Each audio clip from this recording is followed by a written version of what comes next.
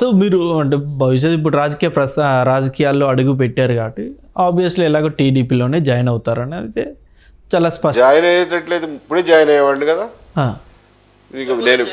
నేను వేరేగా రావాల్సిన అవసరం ఏముంది? లేకపోతే జనసేన జాయిన్ అయ్యేవాడిని అయితే ఇప్పటికి జాయిన్ అయ్యేవాడిని కదండి. కొత్త పార్టీ పెడతారా? చూడాలి.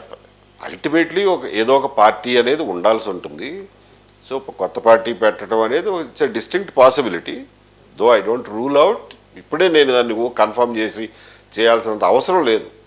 చాలా టైం ఉంది ఎలక్షన్ వరకు. ఎలక్షన్ అనే కాదు, అసలు ఒక ఎలక్షన్ కాదు కదా రాజకీయాల ఉద్దేశం. ఇప్పుడు మీ టార్గెట్ 29కి జగన్ ఎలాగైనా 29కి అడ్డుకోవాలనేది మీ టార్గెట్ కదా సార్.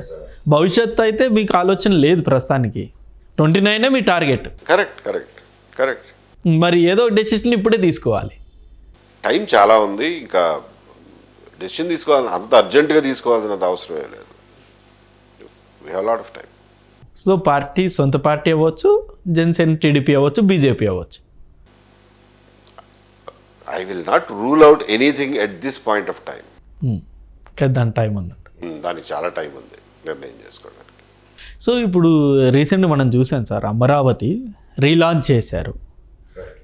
సో ఈ అమరావతి రీలాంచ్ ప్రోగ్రామ్ మీద కూడా రకరకాల విమర్శలు. ఆల్రెడీ లాంచ్ చేసిన దాన్ని మళ్ళీ రీలాంచ్ చేయడం ఏంటి, చెల్లికి పెళ్ళి జరగాలి మళ్ళీ మళ్ళీ అన్నట్టు సోషల్ మీడియాలో కొన్ని కామెంట్స్ అనేవి చూస్తూ ఉన్నాం. సో అమరావతి రీలాంచ్ మీద మీరేమంటారు సార్?